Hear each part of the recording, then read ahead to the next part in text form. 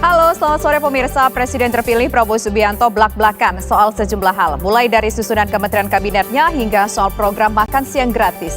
Benarkah Prabowo akan membuat kementerian untuk programnya tersebut? Saksikan wawancara bersama Prabowo Subianto dalam program Kabar Pemilu. Saya Tisa Noveni, inilah Kabar Pemilu selengkapnya.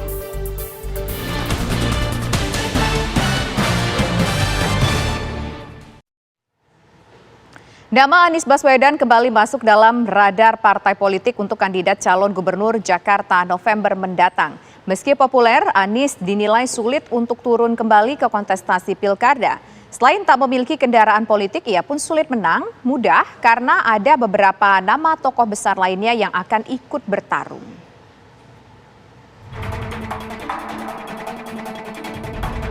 Nama mantan calon presiden Anies Baswedan terus beredar digadang-gadang untuk maju kembali dalam Pilkada Daerah Khusus Jakarta November mendatang. Setelah disebut serius akan mempertimbangkan diri kembali turun ke ranah Pilkada lokal kawasan Jakarta, Anies masih perlu mencari kendaraan politik. Partai Kebangkitan Bangsa (PKB), salah satu partai di koalisi pengusung Anies Muhaimin di masa kampanye Pilpres lalu, menyebut Anies masuk dalam radar partai sebagai kandidat calon.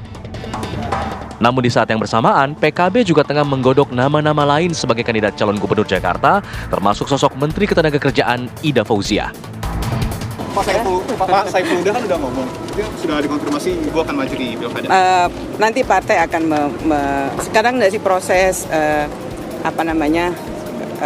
sedang mulai rekrutmen calon kepala daerah dari berbagai provinsi. Sedang berjalan terus di DPP dan DPP terus akan mematangkan itu. Berarti Ibu benar akan masuk di Pilkada DKI? Masih akan diproses DPP yang akan memproses. Anggota DPR atau? Bu, tapi nama Pak Anies itu masuk ke dalam radar Pilkada DKI nggak sih dari PKB? Iya, masuk dalam radar PKB. Munculnya kembali nama Anies Baswedan dalam kontestasi yang bersifat lokal dinilai sebagai bentuk belum naik kelasnya tingkat ketokohan mantan gubernur Jakarta tersebut.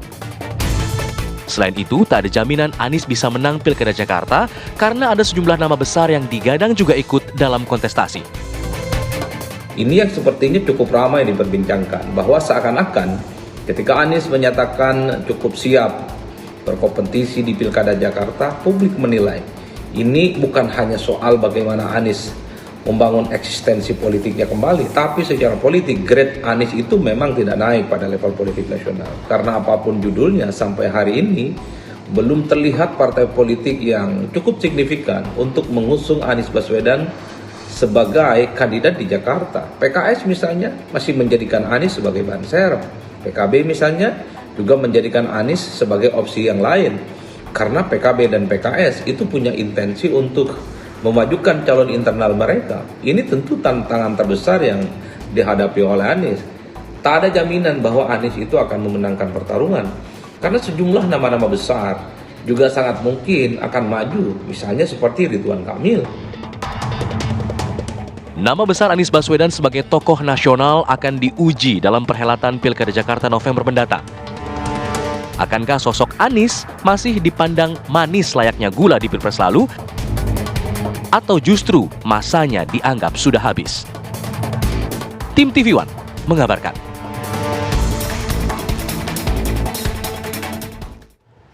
Ketua Umum Partai Amanat Nasional PAN Zulkifli Hasan enggan berspekulasi soal permintaan 4 jatah menteri untuk partainya di pemerintahan Prabowo Gibran mendatang. Ditemui usai rapat tim penilaian akhir jabatan pejabat Kementerian Perdagangan di Istana Negara, Zulkifli menyebut pihaknya menyerahkan keputusan penentuan kabinet menteri kepada Presiden terpilih Prabowo Subianto. PAN disebut-sebut meminta jatah 4 menteri ke Prabowo sebagaimana pernyataan Ketua DPP PAN Bima Arya.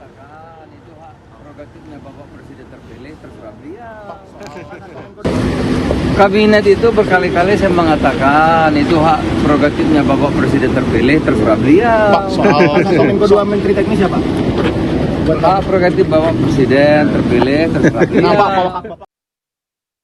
Partai Demokrasi Indonesia Perjuangan (PDIP) pemirsa akan menggelar rapat kerja nasional pekan ini. Rakernas 5 PDIP membahas hal strategis terkait arah partai politik. Rakernas 5 PDI Perjuangan dilaksanakan pada 24 hingga 26 Mei di Ancol, Jakarta. Seluruh kader di tingkat DPC hingga DPP akan menyuarakan aspirasi dalam menyikapi jalannya pemilu 2024, termasuk hasil pemilihan presiden lalu. Sebagian lainnya pemirsa rencananya selain menjadi bagian konsolidasi partai, Rakernas kelima PDIP ini juga membahas pertarungan untuk pemilihan kepala daerah di seluruh Indonesia.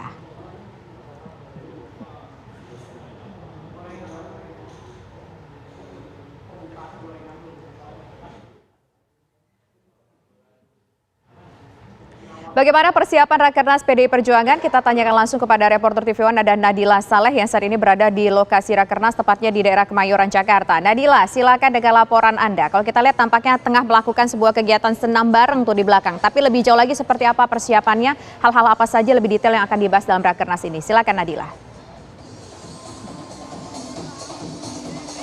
Oke, baik Tisa dan juga pemirsa, betul sekali bahwa menjelang Rakernas PDI Perjuangan yang kelima ini sejumlah persiapan dilakukan oleh PDI Perjuangan. Salah satunya di lokasi saya mengabarkan saat ini yaitu tengah berlangsung persiapan para kader dan juga simpatisan PDI Perjuangan ini sedang menanti datanya obor keabadian yang akan datang sebentar lagi. Nah, saya akan mengajak Anda untuk menggali lebih jauh apa sebenarnya persiapan dan juga apa sebenarnya hal-hal yang akan disampaikan dalam Rakernas PDI Perjuangan yang kelima bersama dengan Sekjen PDI Perjuangan Hasto Kristianto yang saat ini juga sedang melakukan senam begitu. Selamat sore Mas Hasto. Boleh bergabung sebentar Mas Hasto dengan TV One Mas? Apa kabar? Oke, kabar baik Mas. Kabarnya gimana Mas? Baik. Alhamdulillah. Indonesia cinta tanah air. Oke. Mas Hasto, ini kita lihat meriah sekali ya persiapan Rakernas PDI Perjuangan yang kelima ini. Informasinya ada hal yang menarik, yaitu saat ini kita sedang menanti datanya obor api abadi. Ini sebenarnya maknanya seperti apa sih Mas? Maknanya menggelorakan semangat juang. Bahwa berpartai itu merawat kehidupan, menjalankan seluruh pemikiran para pendiri bangsa khususnya Bung Karno. Dan untuk itu bergeloralah api perjuangan nan tak kunjung padam di dalam menghadapi berbagai tantangan-tantangan, termasuk kegelapan demokrasi yang terjadi pada pemilu yang lalu. Mas Hasto, jika kita lihat mengikuti Rakernas PDI Perjuangan ini selalu berbeda dan selalu ada hal yang unik begitu Mas. Apa saja sih Mas hal yang akan dipersiapkan pada hari pertama esok ini Mas?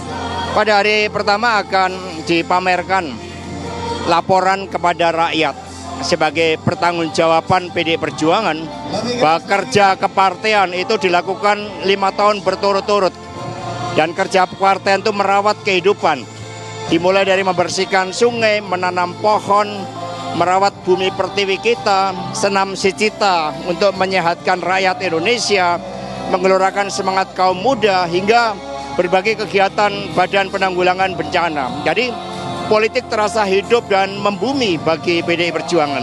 Oke, Mas Hasto, sebelumnya juga Mas Hasto sempat menjelaskan bahwa ada 3 hal ya yang akan dibalas dalam Rakernas ini.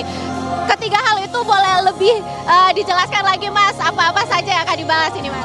Ya, tentu saja pada saat pembukaan acara tunggal pidato politik Ketua Umum PDI Perjuangan Ibu Profesor Megawati Soekarno Putri mensikapi berbagai tantangan kehidupan berbangsa dan bernegara. Dan kemudian kami melakukan evaluasi, melakukan konsolidasi dalam rangka persiapan pilkada serentak, dan juga sekaligus membahas sikap politik partai terhadap berbagai hal yang strategis. Misalnya saat ini cukup ramai terkaitan dengan apa yang disebut penggunaan hukum untuk melegalkan kekuasaan. Itu akan direspon. Terkait dengan merawat lingkungan, juga tema yang relevan mengingat begitu banyak bencana alam yang terjadi. Dan juga bagaimana masukan dari DPC, DPD partai, seluruh peserta Rakernas terhadap sikap politik partai ke depan. Oke, Mas Hasto, sebenarnya mengenai sikap politik dari PDI Perjuangan ini adalah hal yang paling dinantikan oleh seluruh masyarakat Indonesia, karena mengingat sampai saat ini PDI Perjuangan menjadi salah satu-satunya partai yang belum menyuarakan bagaimana sikap politik ke depannya ini. Dalam pembahasan esok nih Mas, apakah akan ada kejutan tentang sikap politik ini, boleh dijelaskan lebih mendalam Mas Hasto? Ya, kalau dari mekanisme pemerintahan negara, itu kan 20 Oktober akan dilakukan pelantikan presiden dan wakil presiden. Tentu saja secara empiris sikap politik itu ditentukan di dalam Kongres. Tetapi kan juga dilakukan sikap politik terhadap pemilu. Sikap politik terhadap berbagai kajian, apakah mau berada di dalam pemerintahan ataupun berada di luar pemerintahan, itu adalah kewenangan dari Ketua Umum PDI Perjuangan. sikap politik merupakan hal yang penting dan strategis, sehingga PD Perjuangan harus mendengar suara arus bawah, suara akar rumput. Mas Hasto, ini kalau kita dengar ya Mas Hasto, suara-suara dari netizen, dari masyarakat ini menyebut bahwa PD Perjuangan akan oposisi dengan pemerintah. Ini bagaimana Mas Hasto tanggapannya? Ya, itu suara-suara yang harus didengar oleh PD Perjuangan. Meskipun di dalam sistem presidensial tidak dikenal istilah oposisi. Berada di dalam pemerintahan maupun berada di luar, dan kedua-duanya merupakan suatu sikap yang terhormat selama didedikasikan bagi rakyat, bangsa, dan negara. PD Perjuangan partai yang kokoh, memiliki legasi di dalam menjaga demokrasi, menjaga dan memperjuangkan suara kedaulatan rakyat di dalam menentukan pemimpinnya. Pendeknya, PDI akan mendengarkan terlebih dahulu akar rumput dari PD Perjuangan sebelum mengambil keputusan yang strategis, meskipun kewenangan berada di tangan Ketua Umum Partai. Oke Mas Hasto, tentunya dalam Rakernas ini seluruh kader PD Perjuangan akan hadir. Besok ini siapa aja yang akan hadir? Informasinya Jokowi tidak hadir dalam agenda besok. Ini gimana Mas Hasto? Ya, yang kita undang mereka yang punya komitmen di dalam menjaga demokrasi, menjaga konstitusi dengan seluruh-seluruhnya, dan berjuang untuk mengedepankan kepentingan rakyat, bangsa, dan negara, bukan kepentingan sempit keluarga. Ya. Mas Hasto, artinya baik Presiden Jokowi ataupun Gibran Rakabuming Raka yang memang informasinya sampai sekarang kan masih jadi kader gitu ya Mas, dari PD Perjuangan. Apakah memang besok tidak diundang atau seperti apa Mas? Kalau terkait dengan Mas Gibran, Mas Bobi, DPC sudah merespon dengan menyampaikan bahwa hak politik di PD Perjuangan itu tidak bisa difungsikan menjadi calon dari partai lain. Itu sudah clear. Dan itulah disiplin partai yang harus kita jaga dengan sebaik-baiknya. PDI itu partai kokoh dalam ideologi, dalam hal disiplin, dalam hal prinsip-prinsip kehidupan. Oke, terima kasih Mas Hasto. Tentunya yang paling kita tunggu-tunggu adalah Rakernas PD Perjuangan esok, dan apa saja kejutan yang akan diberikan oleh PD Perjuangan kepada masyarakat Indonesia. Terima kasih Mas Hasto. Ya, Tisa dan juga pemirsa, itulah perbincangan saya dengan Sekjen PD Perjuangan tentang persiapan Rakernas kelima PD Perjuangan dan juga apa saja yang dibahas dalam Rakernas PD Perjuangan esok. Sementara itu Tisa, kembali ke Anda ke studio. Baik, terima kasih Nadila Saleh atas laporan Anda. Pemirsa, kabar pemilu masih akan kembali sesaat lagi. Tetaplah bersama kami.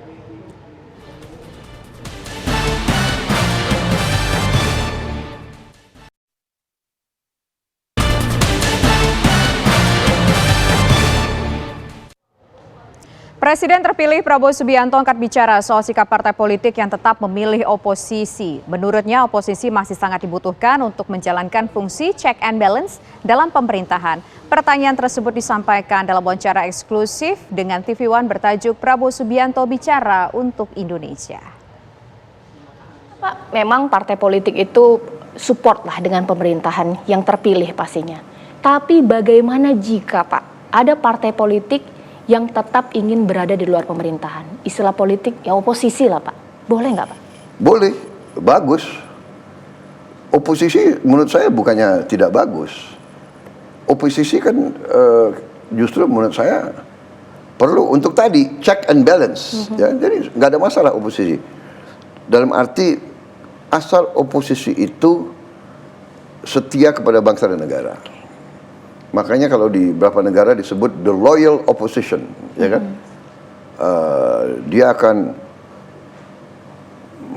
mengawasi pemerintah, dia akan mengkritisi pemerintah yang berkuasa, dia akan ingatkan, dia kasih, tapi tidak dalam arti destruktif atau negatif. Gitu.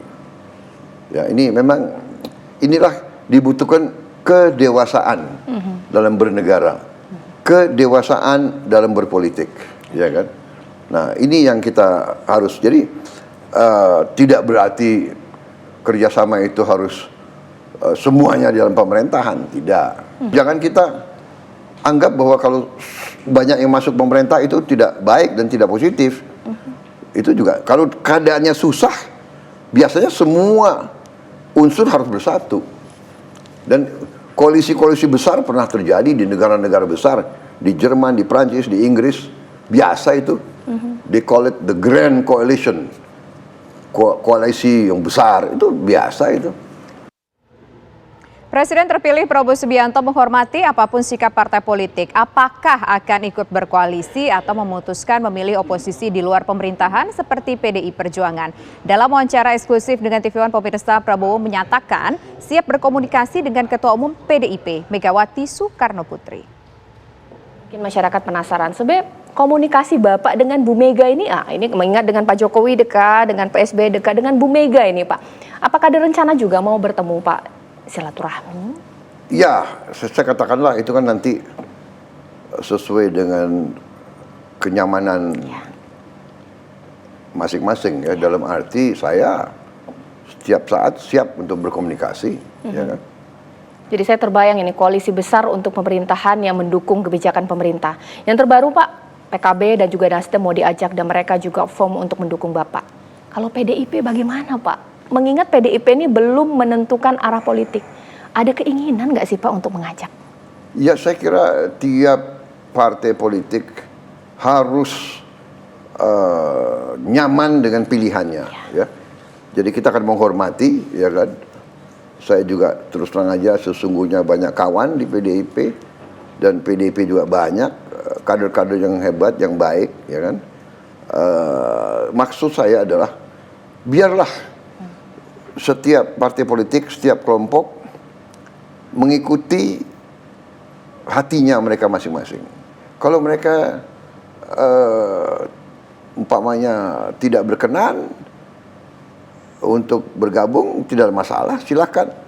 Tapi kita bisa tetap bersahabat, kita bisa tetap kerjasama. Ya, Anda kritisi saya, tidak ada masalah, ya kan?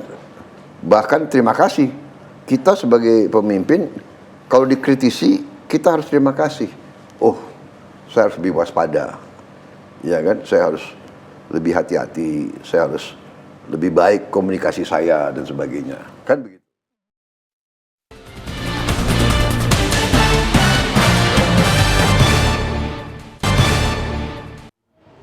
Presiden terpilih Prabowo Subianto mengoreksi istilah makan siang gratis menjadi salah satu program unggulannya.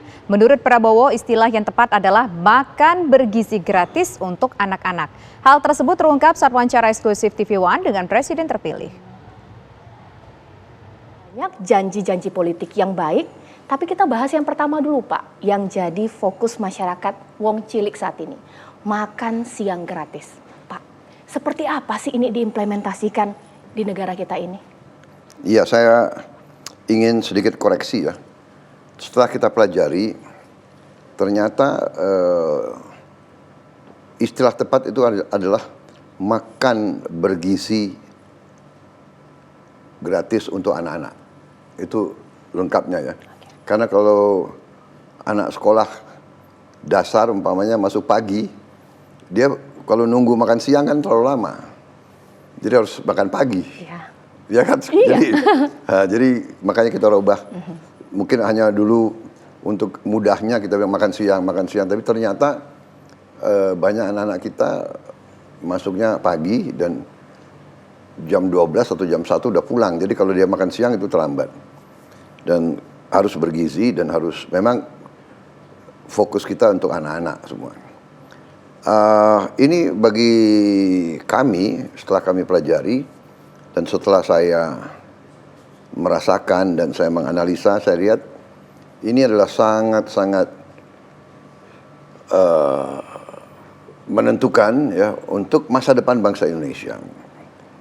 Anak-anak kita adalah masa depan kita dan tidak dapat dipungkiri bahwa sebagian anak-anak kita mengalami kurang gizi. Malnourishment. Hitungannya ya perkiranya hampir seperempat, 25% anak-anak kita mengalami kurang gizi. Rata-rata ini sangat-sangat memprihatinkan. Dan setelah saya pelajari, di banyak negara di dunia ini memang memberi makan untuk anak-anak mereka. Kalau tidak salah hitungannya PBB sudah ada 76 negara yang memberi program makan bergizi di sekolah-sekolah. 76 negara, dan kalau tidak salah sekarang ada 5-6 negara yang sedang persiapan. Jadi kalau kita nanti Oktober melaksanakan, kita mungkin bisa menjadi negara ke-7. Ya. Selama beberapa bulan ini saya sudah bikin pilot project di beberapa tempat, dan hasilnya sangat meyakinkan.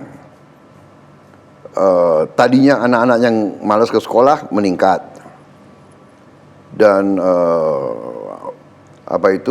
fokus perhatian kepada pelajaran meningkat, attitude, pandangan-pandangan terhadap lingkungan, semuanya membaik. Yang terutama adalah